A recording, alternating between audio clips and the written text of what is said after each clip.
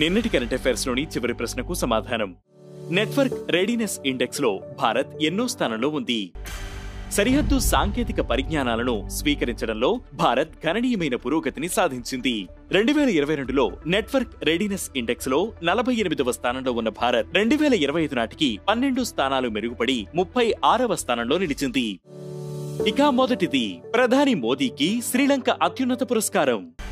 శ్రీలంక పర్యటనలో ఉన్న ప్రధాని నరేంద్ర మోదీకి మరో అరుదైన గౌరవం దక్కింది. ఆ దేశ అధ్యక్షుడు అనురకుమార దిశనాయకే మోదీకి శ్రీలంక అత్యున్నత పురస్కారం మిత్ర విభూషణను అందజేశారు. మోదీ ఈ అవార్డు పొందేందుకు అన్ని విధాలా అర్హులని ఆయన పేర్కొన్నారు. ఈ పురస్కారాన్ని 140 కోట్ల మంది భారతీయులకు అంకితమిస్తున్నట్లు మోదీ తెలిపారు. ఇక రెండవది, బైమ్స్టిక్ అధ్యక్ష పదవిని చేపట్టిన బంగ్లాదేశ్.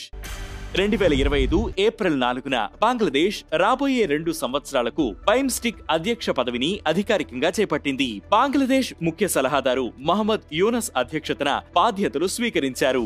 3 ఏళ్ల తర్వాత జరిగిన బైమ్స్టిక్ శిఖరాగ్ర సమావేశంలో 7 దేశాల నాయకులు ప్రసంగాలు చేసి 2 బ్యాంకాక్ డిక్లరేషన్, బైమ్స్టిక్ బ్యాంకాక్ విజన్ ను ఆమోదించారు. ఇక మూడవది, MRSAM క్షిపణి పరీక్షలు విజయవంతం. DRDO ఇజ్రాయెల్ ఏరోస్పేస్ ఇండస్ట్రీస్ అభివృద్ధి చేసిన medium range surface to air క్షిపణిని ఒడిశా తీరంలో ఉన్న డాక్టర్ APJ అబ్దుల్ కలాం ద్వీపం నుంచి విజయవంతంగా పరీక్షించారు. ఈ క్షిపణి వ్యవస్థ 4 విమాన పరీక్షలలో హై స్పీడ్ వైమానిక లక్ష్యాలను విజయవంతంగా ఛేదించి నాశనం చేసింది. ఇక నాలుగవది, ముగిసిన ఇంద్రా 2025. మార్చ్ 28 నుంచి ఏప్రిల్ 2 వరకు ఇంద్రా 2025 అనే పేరుతో భారత్, రష్యా ద్వైపాక్షిక నావికాదళ విన్యాసాలు నిర్వహించాయి. సముద్ర సహకారాన్ని బలోపేతం చేయడం, సముద్ర భద్రతా సవాళ్లను సంయుక్తంగా ఎదుర్కోవడానికి 2 దేశాల నావికా దళాలు ఈ విన్యాసాలను నిర్వహించాయి. ఇక ఐదవది, ACC కొత్త అధ్యక్షుడిగా Mohsin Naqvi. Pakistan cricket board chairman Mohsin Naqvi అధికారికంగా ఆసియా క్రికెట్ కౌన్సిల్ కొత్త అధ్యక్షునిగా బాధ్యతలు స్వీకరించారు.